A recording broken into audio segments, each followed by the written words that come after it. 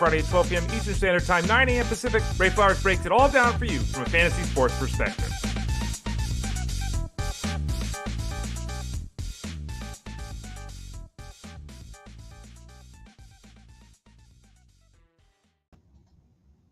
Hey there, everyone. Ray Flowers of FantasyGuru.com. Where's my voice? Hey there, everyone. Ray Flowers of FantasyGuru.com. Hope this morning finds you well here. It's a Tuesday morning. It's about 9 o'clock on the West Coast, 12 o'clock Eastern Standard Time. Fantasy Sports Daily, powered by FantasyGuru.com, goes off every day, Monday through Friday at 12 o'clock Eastern Standard Time. I'm with you Monday, Tuesday, Thursdays, Fridays. Justin Fensterman is with you on Wednesdays. By the way, I am Ray Flowers, obviously at FantasyGuru.com. Take a sip of water here. What's wrong with my voice? Oh, wow. I don't know what's going on. Too much time at the beach, I guess, even though I haven't been to the beach.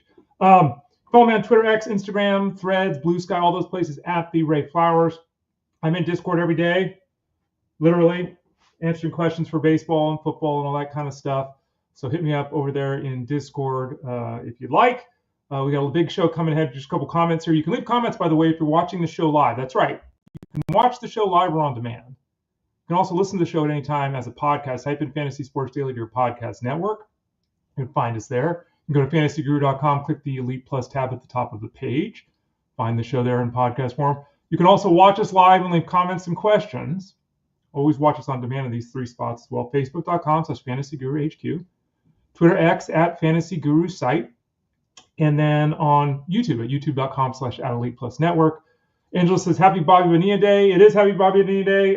Steve Phillips, my friend, who I've hosted shows with for years on SiriusXM, who, by the way, he's a great dude. Just a great guy, on and off air, totally genuine. Made a move at the time that he gets bashed for. And he jokingly said today when he's being interviewed on MLB Network Radio, because for those of you that don't know, Bobby Bonilla signed an annuity. So the Mets took $6.5 million, put in an annuity. So they only put $6.5 million in, but Bonilla got paid out $1 million every year for 25 years or whatever it is. That's what I got a good point this morning. Shohei Ohtani, thank you to Steve Phillips. Shohei Ohtani's deferred money deal, that's a Steve Phillips special with Bobby Bonilla. I also see John G here saying argument against wins and losses in fantasy. Willard threw 31 innings in June, gave up 2 earned runs, ERA of 0.6, and he went 2-1 in those 5 starts. The argument against wins in fantasy is, there's an example of it, but the argument against it, John, is that it's a terrible statistic. It has nothing to do with anything.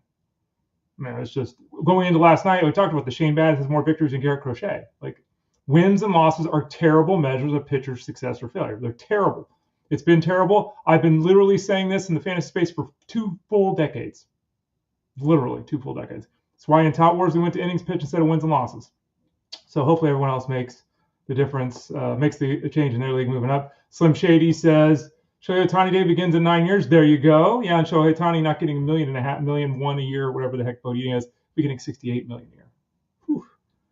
Yikes. Anyway, let's throw up the screen what we're doing today here on the show. We got to deal with drafters. We'll talk about it in a second. It's a big deal. Something you're all going to want to pay attention to. We're going to talk baseball here. Lots of pitching news to talk about as always.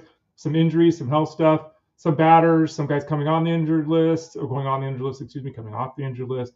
We'll also visit with Armando Marsal in about 25 minutes. We'll talk about that Miami-Pittsburgh trade that ostensibly is Jonnu Smith. For those of you that missed it, Darren Waller signed with Miami this morning. Laughable to me that there's already questions in Discord over at FantasyGuru.com about a broken down has-been Darren Waller, but we'll talk about it with Armando. What are our thoughts here on him? We'll share that a little bit with you all. Let's throw it up on the screen here. Let me clear this out by moving the banner. There we go. Drafters.com. You all know what Drafters.com is, right? Well, if you don't, Drafters.com is a company that has a best ball tournament every year, and we at FantasyGuru.com have partnered with them for years now. And here's what you got. We once again have a partnership with Drafters, which is good news for you, and here's why. If you have never deposited at Drafters, you've never heard of Drafters, you never signed up there, if you sign up there with the Drafters promo code, there it's on the screen there, link, you get 100% deposit bonus. You put $20 in, they give you $20. You put $50 in, they give you $50. Drafters.com/refer/elite.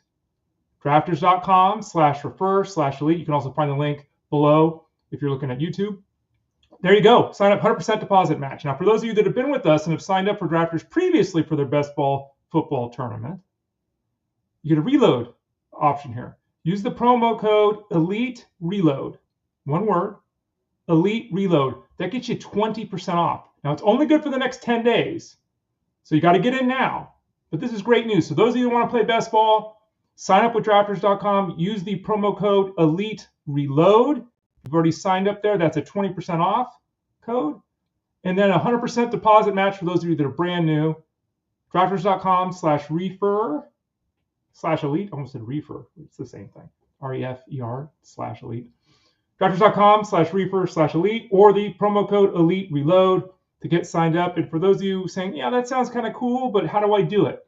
Well, that's how you sign up for it, how you actually put a team together and do that. Well, that's why we have Tyler Beaker, who's with us every Thursday at 12:30 Eastern Standard Time. He'll be on the show again tomorrow, obviously. He's got here's what he's got. There's an entire best ball guide over at fantasyguru.com. He's got an introduction to best ball format, what it is, how it works. He's got a 2025 Drafters Tournament best ball rankings. So he ranks all the players in this scoring system. He then has a best ball player article on players to target. He has a roster construction piece for drafters specifically for this championship, specifically a roster construction piece. And then he's got a tactics piece for this specific scenario. So again, promo code Elite Reload for those of you that have already been subscribed. For those of you who have never subscribed, sign up at drafters.com/refer/elite. For all of you over at fantasyguru.com, Tyler Beaker's got an introduction to best ball, drafters rankings, best ball players to target, roster construction for drafters, and tactics for drafting in drafters. So get signed up now. It's exciting times. Woohoo! I know a lot of you love football. Come on. Kyle's asking a question. Is there a max deposit match? I don't have that information here. I just got this news right before the show started, Kyle, so I honestly don't have an answer to that. I assume there probably is, but try it. I don't know. You can always hit us up in Discord over at fantasyguru.com for an answer. I'll try to get that answer. We'll be able to do it while I'm doing the show here. Usually there's a max, but push it. Why not? But yeah, maybe there's not. I don't know. Let's see. You know what? How they're doing this? Let me ask. I'll ask as we're doing this here. We'll do this live because this is an opportunity for us to make some money. If we're being honest. It's also an opportunity for you to make some money. Let me see here. Let's see. Where are we at? Let's ask. Here we go. We're going to Discord. Is there... Oh, I learned how to type. Why is this not working? Okay. How about this? Can we not comment on this? I can't comment on this. I'll have to find out for you later. Sorry. It's in one of those rooms where I can't comment. We'll work on it, Kyle. Sorry about that. Okay, let's get into some baseball talk. Yeah, we have some baseball talk. Let me see. Let me make a note here so I don't forget.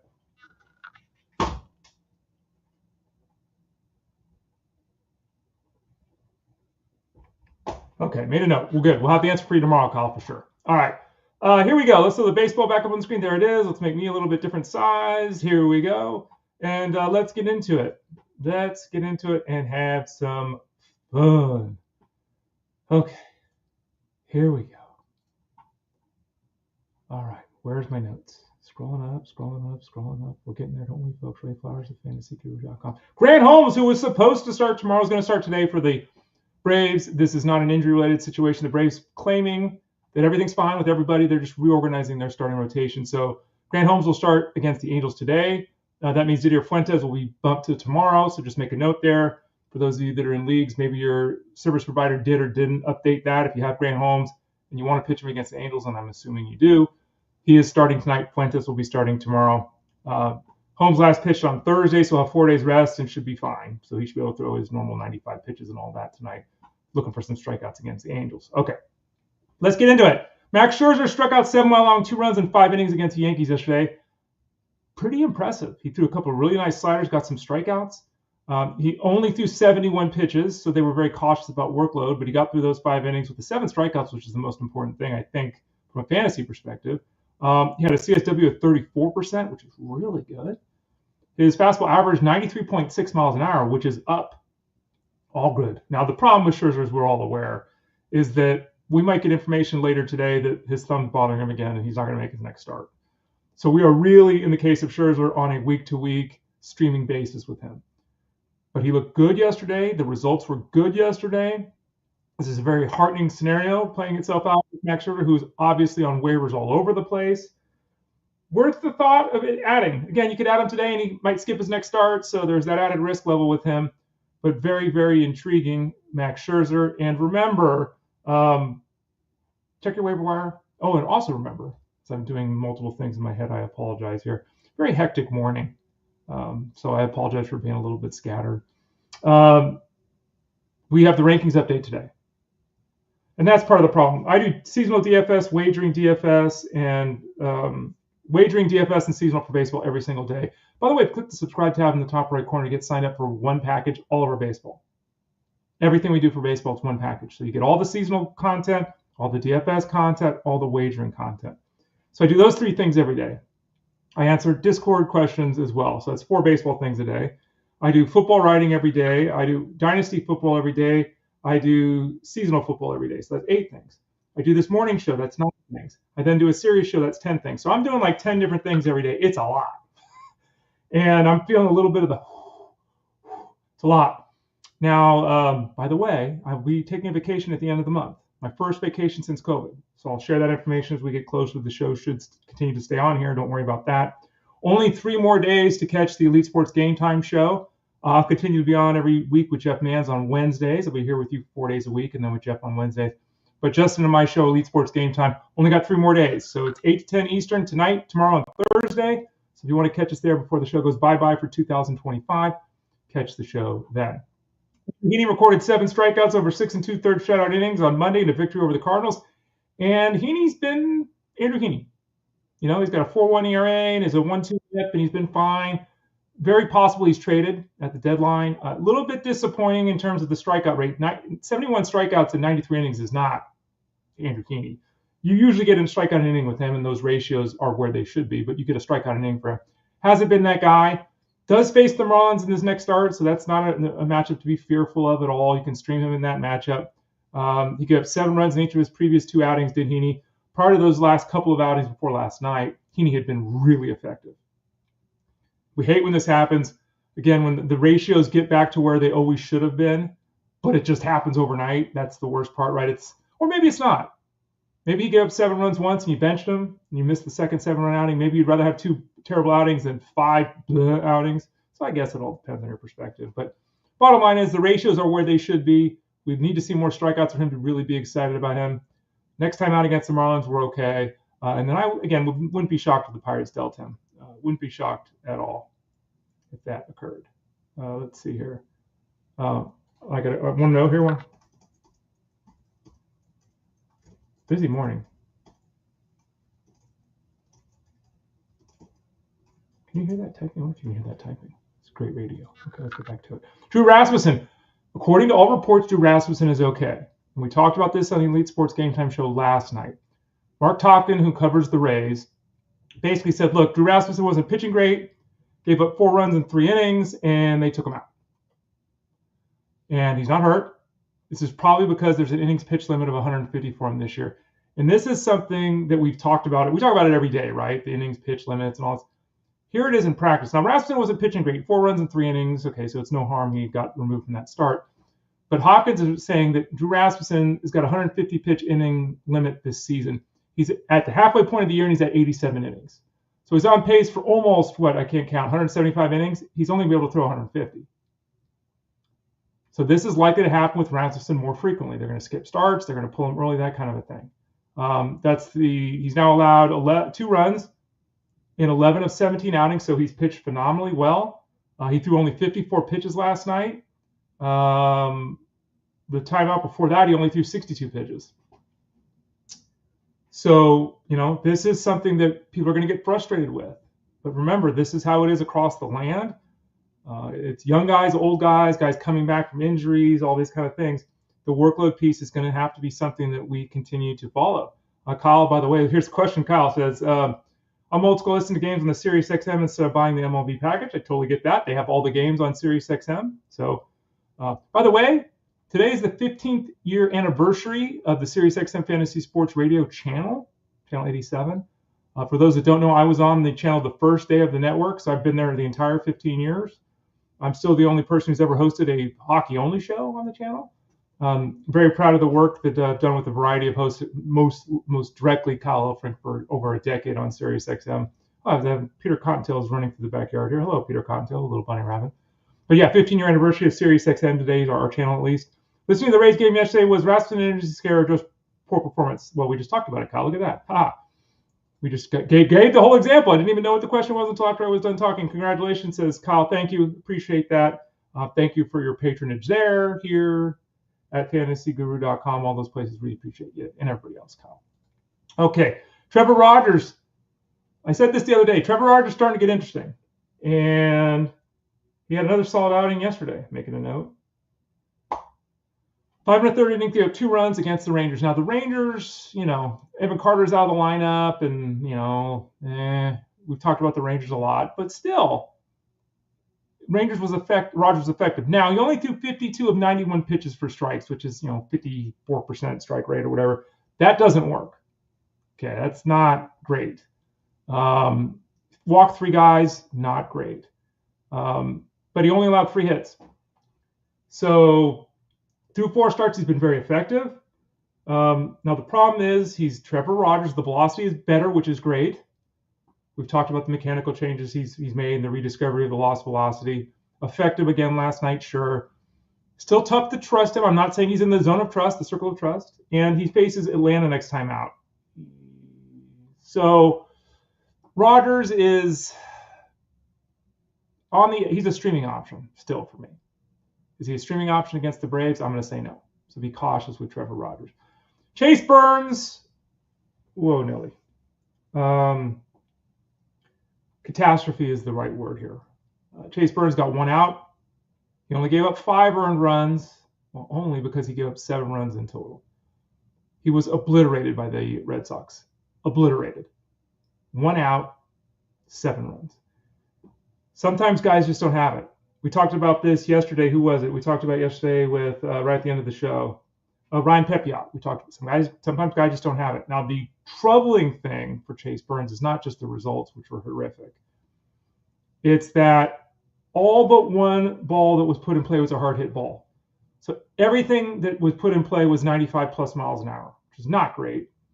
5 of those batted balls were 101 plus, which is really not great. The Red Sox were freaking teeing off on Burns. He had no chance last night.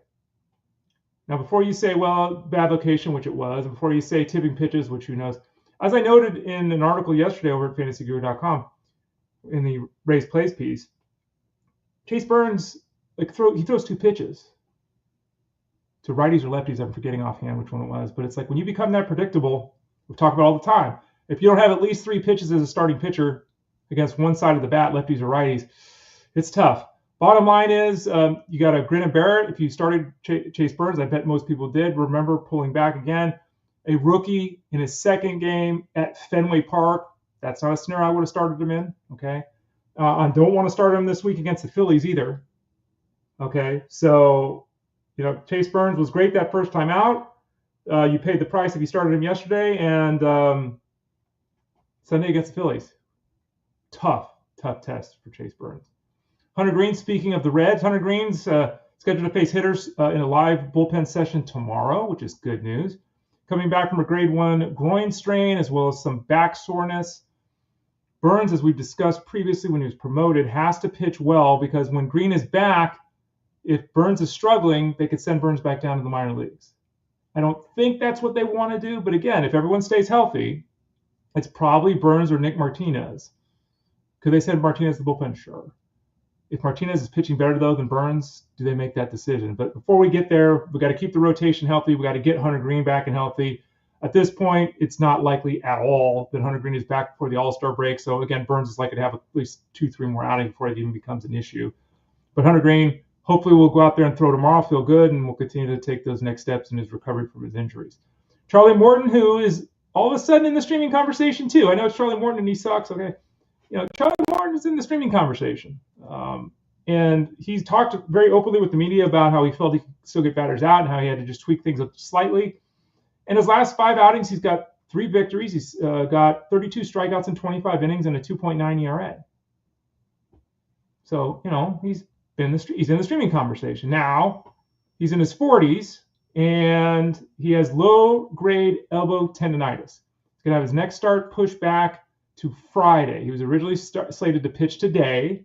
So they're going to back him off, which is unfortunate because he goes from facing a beatable Rangers team to now facing his former team, the Braves, which is a more difficult matchup. Brandon Young's going to start today, it looks like, for the Orioles. I wouldn't start him today. Morton later in this week against the Braves, mild grade elbow tendonitis. So though Morton is in that streaming zone, that is not what you want to hear from a 41-year-old who seemingly had found his game. Low-grade elbow tendonitis.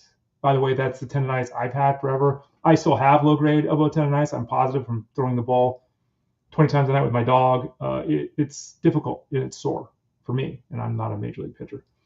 Chris Young, we'll talk more about the Rangers here on the offensive side as well in a few minutes.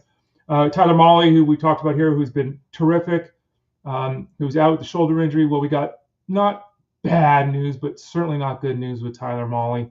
Diagnosed with a rotator cuff strain. It's going to sideline him through the trade deadline. So it's not just he's going to be out until the All-Star break. He's going to be out until August. So at this point in time, no idea in particular when Mahle's going to come back. Anticipating him coming back, but sometime in August is the current prognostication from the Rangers. Going to the offensive side of things, Gunnar Thompson did a home run, drove in 4 runs. We're a few minutes away from talking some football with Armando Marsal. Gunnar Henderson home run, drove in 4 runs yesterday for the Orioles. He hit the home run in the 10th inning. Then the 11th inning doubled in a run. So without the extra innings, Henderson would have been terrible yesterday. So it's great that he got the extra innings, and that's why you got to play the game, folks. A lot of people complain about bets and players and all that stuff mid-game. You got to let it play out. We're 77 games into the season for Gunnar Henderson, which started late because of that injury that he dealt with. Let's give him 155 games played at his current pace. That'd be 20 home runs and 18 steals. A little light on the power. That's okay, right? He had 37 home runs last year, so that's well below expectations in the power department. On pace for 90 runs, scored 118 last year. On pace for 58 RBIs, had 92 last year. On base percentage, batting average, the same as last year. Slugging percentage is down. Slugging percentage is down 70 points. Isolated power mark is down 70, 80 points. He's not driven the ball as well. Now, interestingly, he's hit the ball as hard as normal, the exit velocity. His max exit velocity is the same as normal. His hard hit rate's the same as normal. But he's not lifting the ball as much. He's gone from he's not barreling the ball as much. So even though he's hitting the ball hard, he's not hitting the ball hard with that right launch angle to it.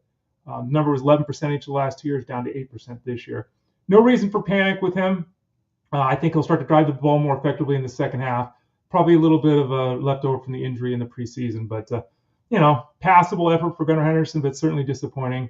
But there is time for him to turn things around in the second half. Randy Arozarena, somebody who, continue to get complaints about Randy Arozarena, and I continue to say to myself, I'm not really sure why that is. He is who he is, and he's exactly who he's supposed to be. He's on pace to go 20-30. He went 20-20 last year.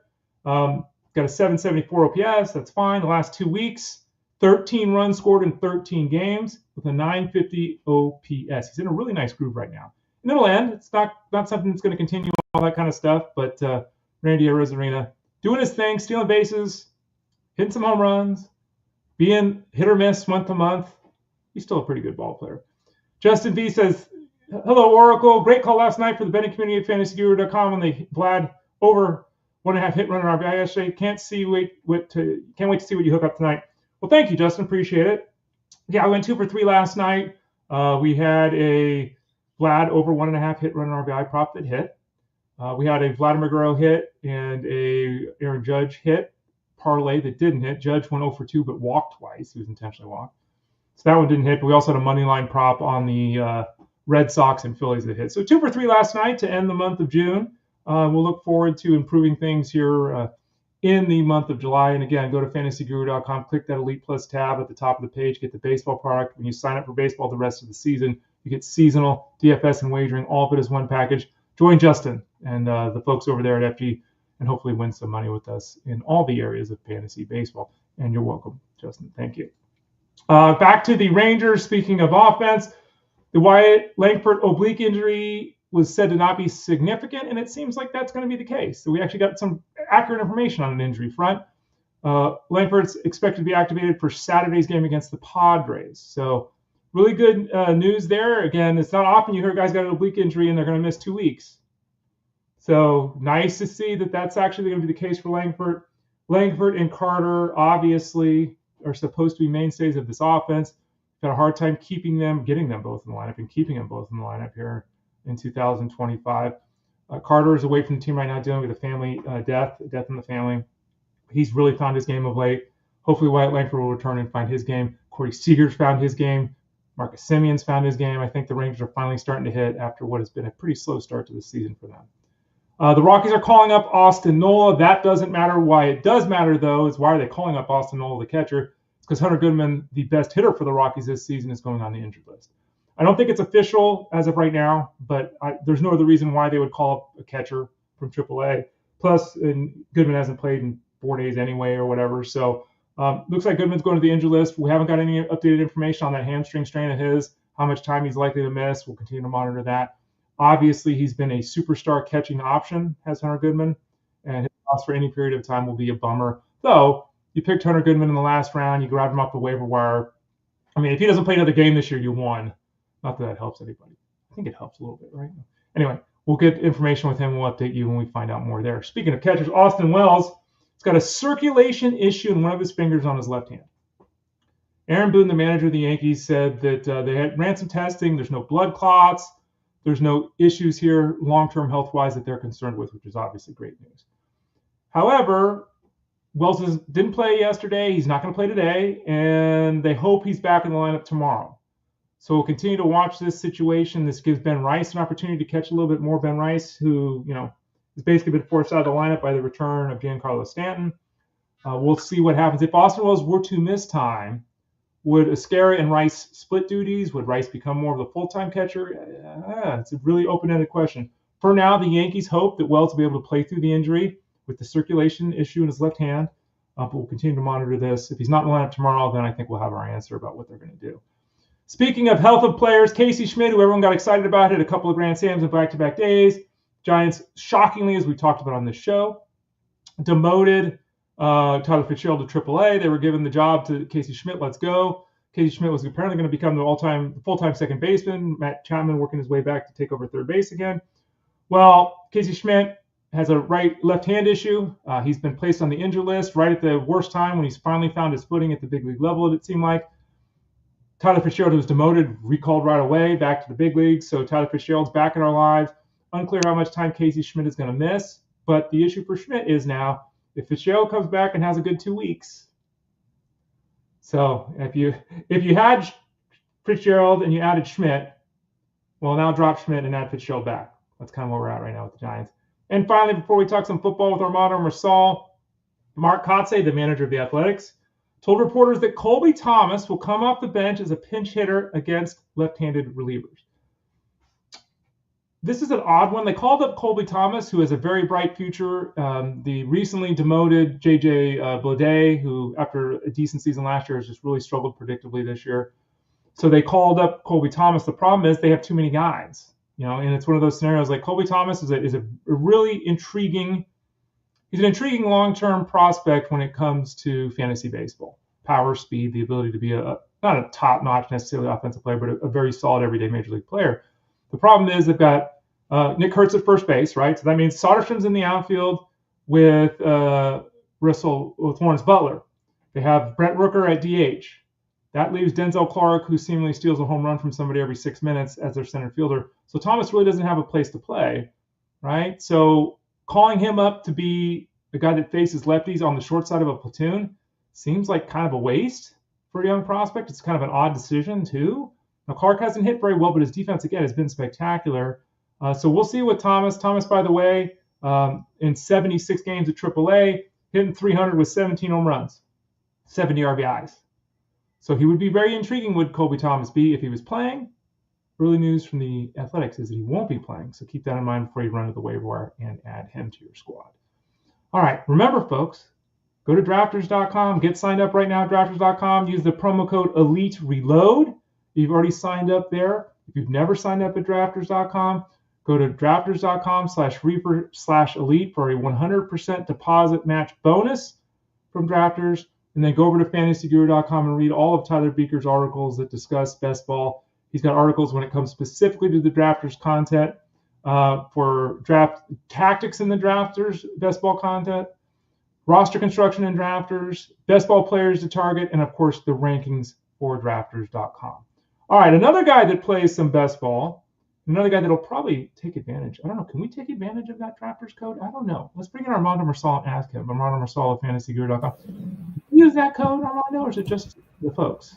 Well, we sure can, Ray. We sure can. I haven't taken advantage of it yet, but I will be taking advantage of it very soon.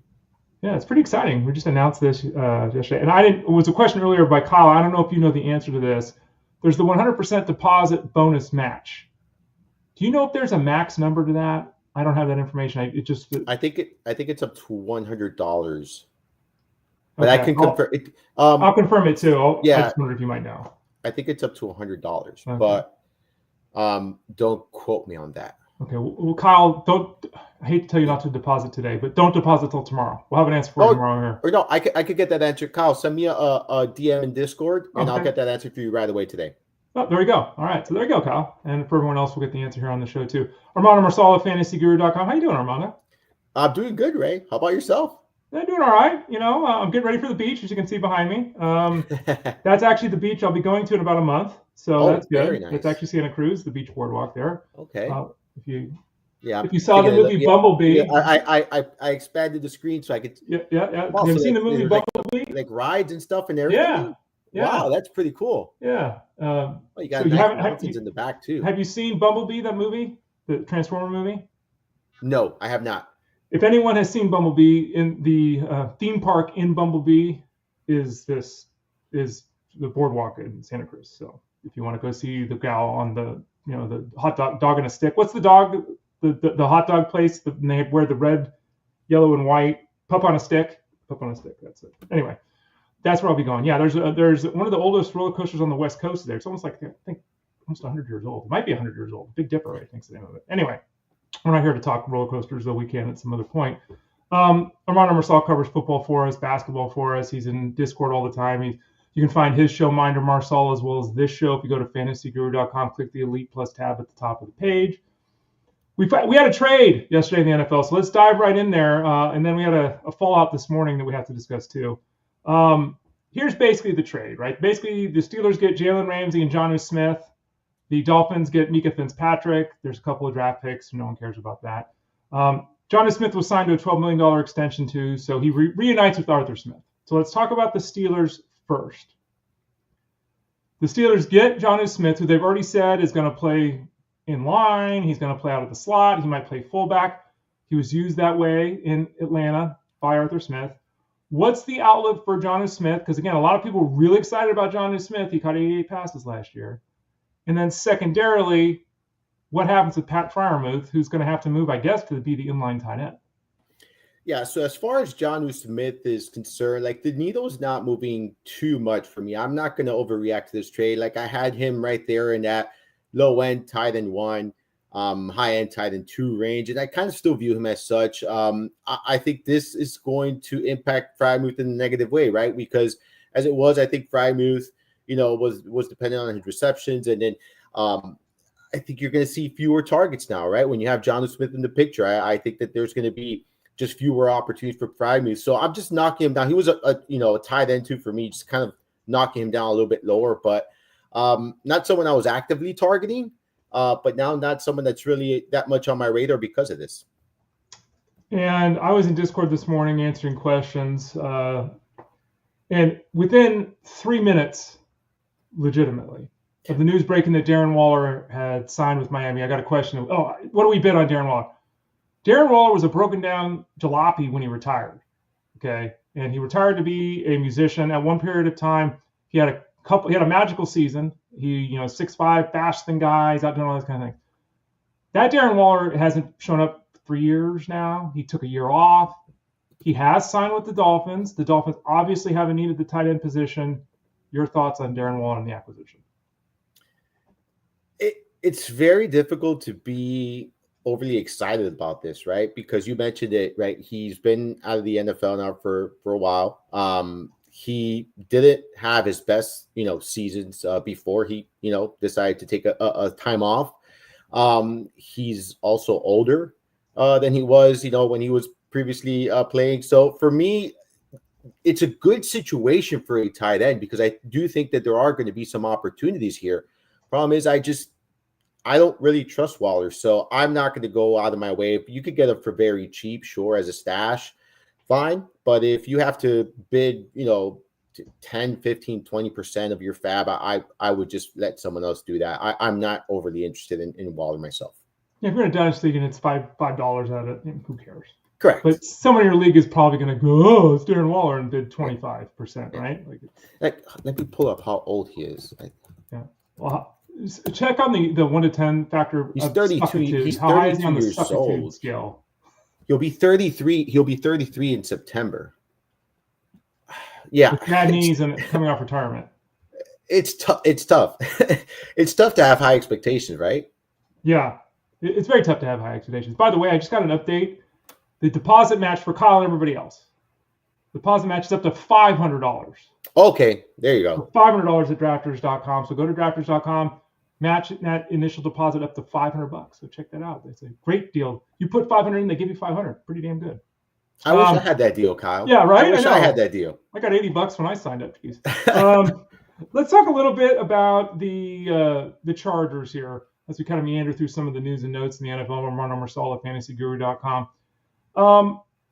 The Athletics' Daniel Popper was talking about the offense and said, look, we're all trying to figure out the offense of the Chargers, right? Like how they're going to be pass heavy like they were at times. They're going to be run heavy. What's the plan? They've added some pieces at the wide receiver core. They're trying to broaden things out. And the article in the Athletics said that the Chargers' passing offense won't be as stunted this year as it was at times last year. I've always felt watching Justin Herbert that, when we've seen it happen prior in his career, right? Like he can sling the ball over the field, 300 yards a week, 2 touchdowns a week. They don't necessarily need that or want that. But what is your general thought on how the overall offense of the Chargers is going to operate through the year? I think we're going to see a very similar offense to what we saw last year. I think, this is a team that they are going to try to run the football, rely on the run game. But they are, in a position that they can pass. They added some pieces. They added, Trey Harris. We saw Ladd McConkey last year. I think emerges, as the primary weapon there for the Chargers. They drafted a running back. I mean, they continue to, improve the offensive line. So this is a team that I think is well-rounded. Well, it's a balanced offense. I expect them to, emphasize the run. But if they need to sling it, we saw it last year. They're not going to hesitate to do so. So I think Herbert is that kind of quarterback that can do it. But they don't really need to do it. I think they're going to emphasize that run. They added Harris. They added Hampton. Like they added some running backs that can handle a workload. And I think that's going to be their primary goal. But they will have games where they're going to be passing a lot. Trey Harris is a guy, obviously, that they've added there. He's got a lot of excitement. A little bit more on him. Getting some good reports. Shockingly, a good player getting good reports. We like to see that. A lot of young players, though, don't get those good reports. Trey Harris, I mean, everyone's in on Ladd McConkey, and, I understand that completely.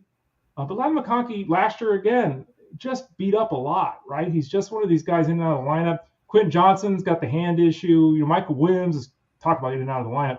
Trey Harris, we all know in the dynasty space. Where is he at in the redraft space? Because in the dynasty space, we can dream on him. But there's a couple of things that could happen here. And all of a sudden, it's not crazy to think Trey Harris is seeing 7 or 8 targets a week at times this season.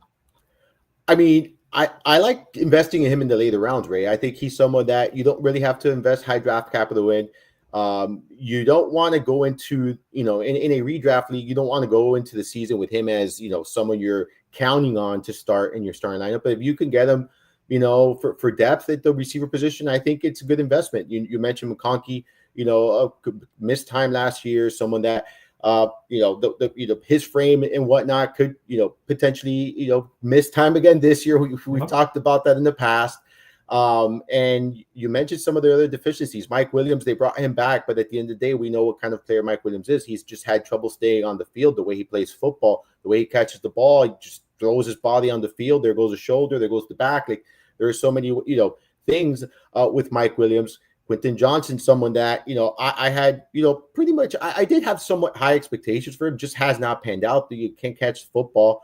So for me, I look at Harris as someone that's going to be in a position to potentially get some decent opportunities at some point this season. So investing him in the mid to late round, I think could go a long way for fantasy managers. You really don't have to start him, and he's just going to be on your bench there as a depth piece.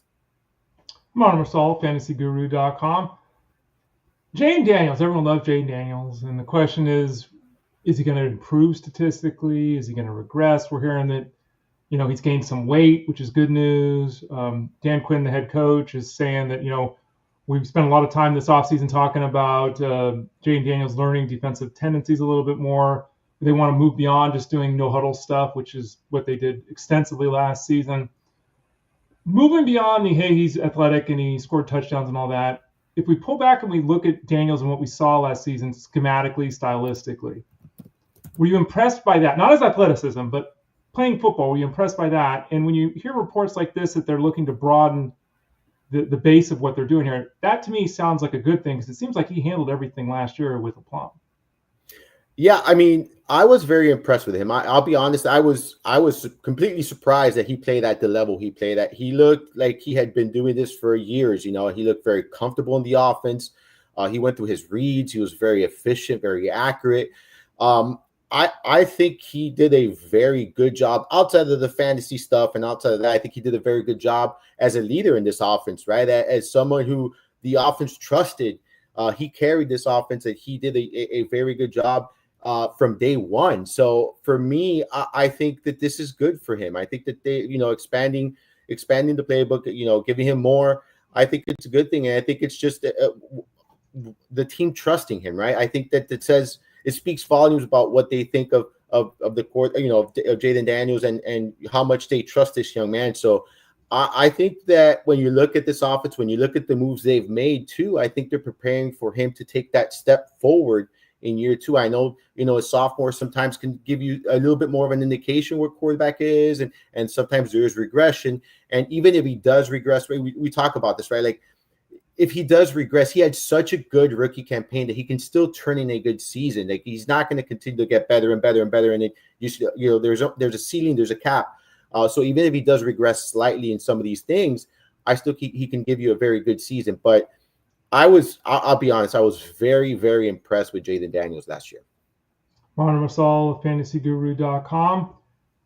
Bucky Irving, there seems to be an opinion in the fantasy space that what Bucky Irving did last season was the floor, and he's going to improve this season. Now, I know Jeff Mans and Ted Schuster, both in particular on the SiriusXM Fantasy Sports Radio show, both were very reluctant to support the current expectation for Bucky Irving. Both of them commented on his size and the fact that he's never really drafted and expected to be a guy touching the ball 300 times a week, all that kind of stuff.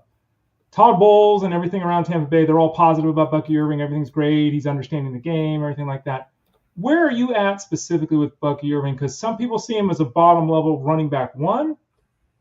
Our rankings over at fantasyguru.com say bottom level running back 2.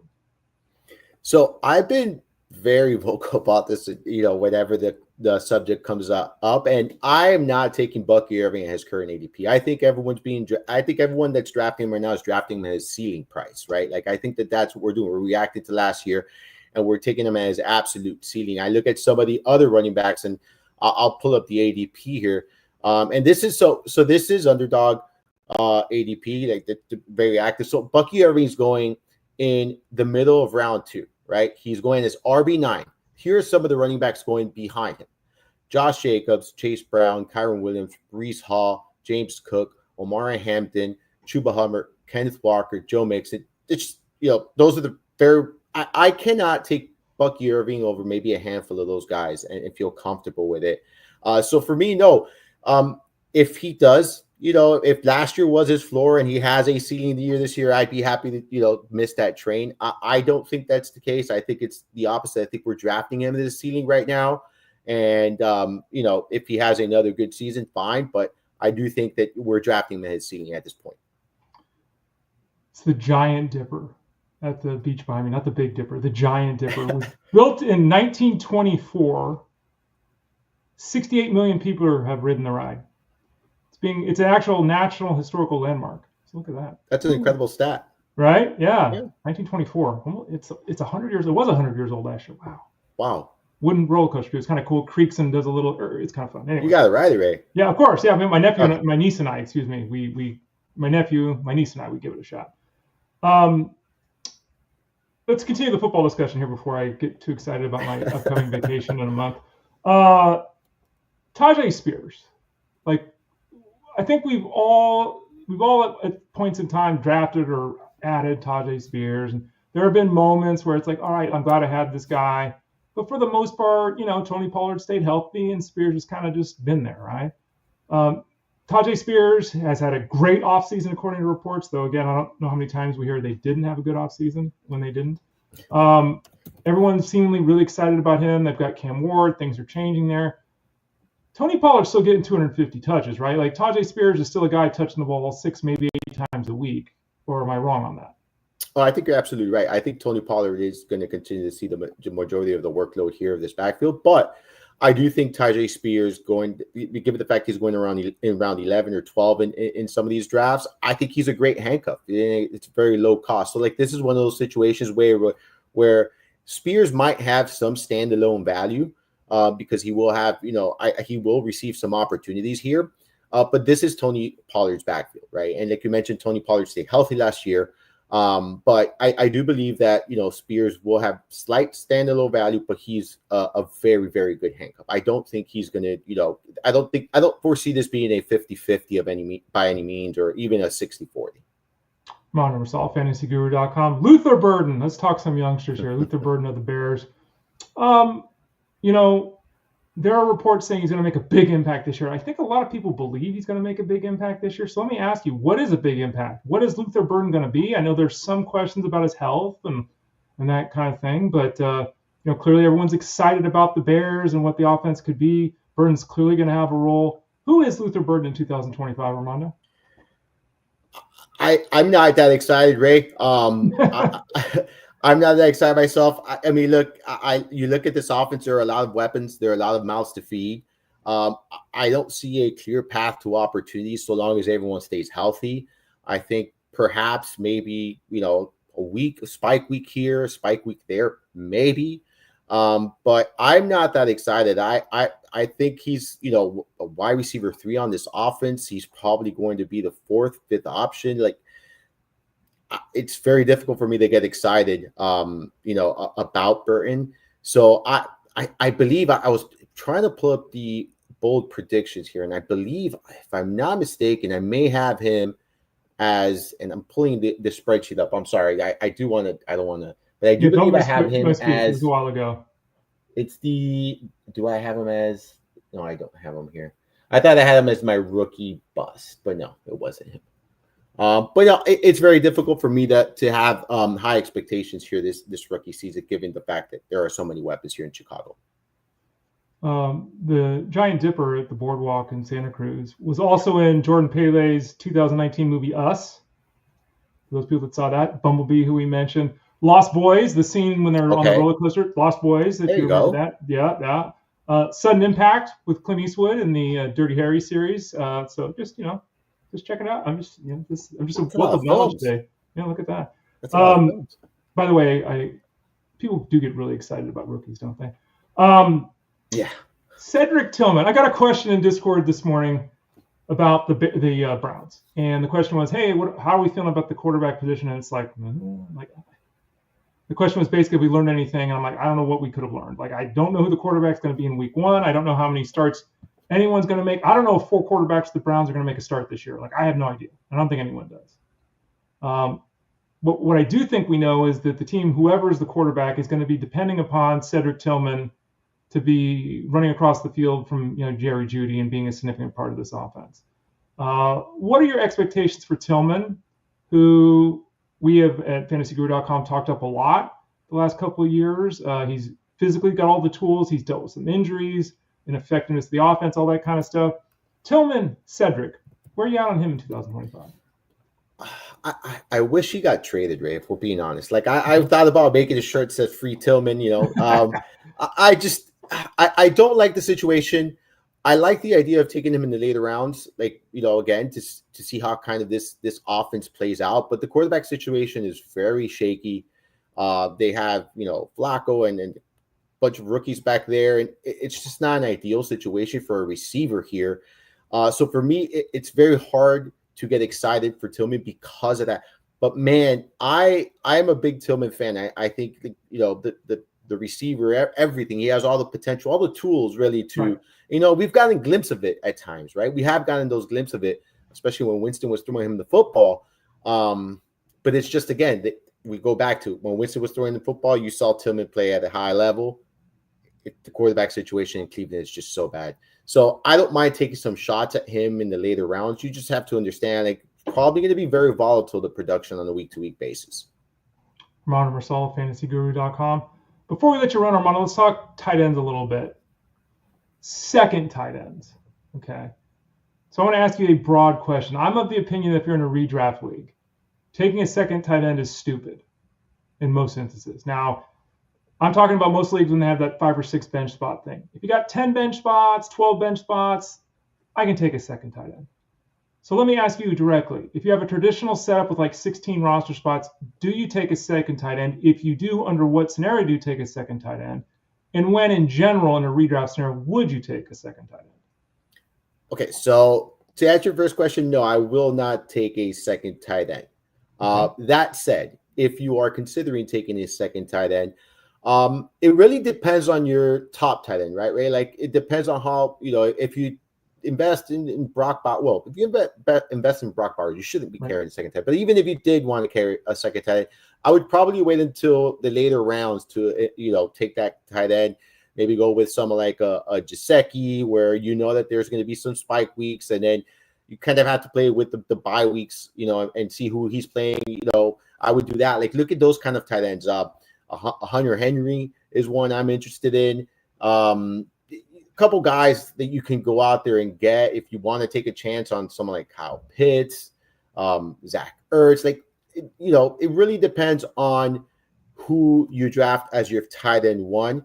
But yeah, that's kind of the range where I'd be looking at. I kind of, you just understand you're getting a volatile player. So I would kind of look at the schedule and look at, who your first tight end is, when the bye week is, and, probably look at matchups there based on those tight ends that, I kind of mentioned there. So that's what I would do, Ray. But I'd rather just stash an RB, a wide receiver.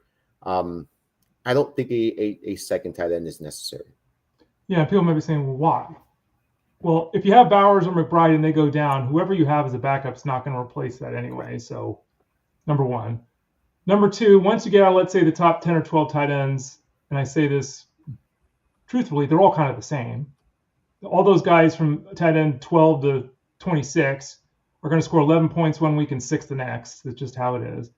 And I think what often happens, Armando, that I see is that the person that takes Kittle or McBride or Bowers, like you said, they want to grab a tight end late. I think it's totally the wrong thing to do, but they grab Hunter Henry, who cares, right? It's the last pick, fine, whatever. Don't do it, but fine, whatever. The problem I often see is someone will grab Dalton Kincaid and Pat Freiermuth, or Dalton Kincaid and Tucker Kraft, or Evan Ingram and Dallas Goedert, thinking they're giving themselves depth, but all they're doing is creating a problem on Sundays where they have no idea who to start. Because these guys are going to score 9.5 points a week over the course of a season, but trying to time the market with which tight end to go causes frustration and concerns. And people, to me, and this is one of the banes of my existence, because we all answer all the start-sit-'em questions throughout the week once we get into the season. You should have 1, maybe 2 questions a week. You shouldn't have questions across your lineup every week. And there are people that send in questions every week where they have like 9 guys and they have to choose 4. It happens all the time. And we say to them, like, you have 2 top 6 tight ends. You've got 5 top 20 wide receivers. Like, what are you doing here? So that to me is an issue when you grab the Evan Ingram and Dallas Goedert. You're not really building the depth you think you are. You're actually creating more problems than not. Yeah, I couldn't agree more. I as you were talking, I would say this happens with quarterback too, right? Like, absolutely. Yep. Like, oh, who do you start? Josh Allen and Jalen Hurts. I'm like, how in the world do you have these 2 quarterbacks? Like, what did you do? Take them the first 2 picks? Yeah, I think that's just a big mistake, because, like you mentioned, if you're getting 2 tight ends in the same tier, what you're doing is you're creating a weekly headache for yourself, right? A lot of indecisiveness. Like, it's just unnecessary. Just take one of those guys, and they're in the same tier, which means that you're pretty much projecting similar numbers throughout the season. And like you mentioned, there's going to be peak weeks for one, and then you're going to be chasing that, right? Like, oh, Ingram goes off, then the next week you start Ingram, then he gets 0, then the guy on your bench gives you his ceiling game. why do you want to play that game as a fantasy manager? You should just make life easier. Like all you want on the bench for me, it's depth, right? Like depth for when it's needed. You got your guys, you start your guys, and then you have that bench for when it's needed. Don't overthink it. Don't overanalyze it. And just don't put yourself in these situations. Like I've never done this. I never like to do this because of that same reason. We have enough to think about, Ray. We have enough to think about. We do. And I even find it, depending on the league setup, of course, but I even find it in some setups difficult to hold the tight end through the bye week.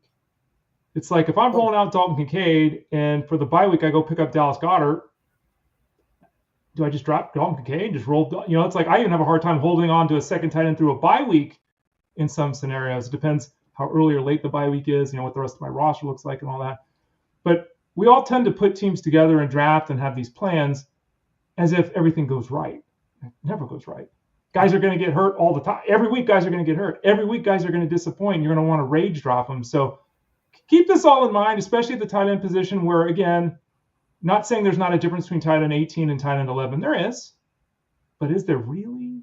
We're talking 25 points maybe over the course of a season. Maybe it's 2 points a week, probably a little less. So I just caution people because the upside play, as you noted, is not at tight end 26. The upside play is at running back 51.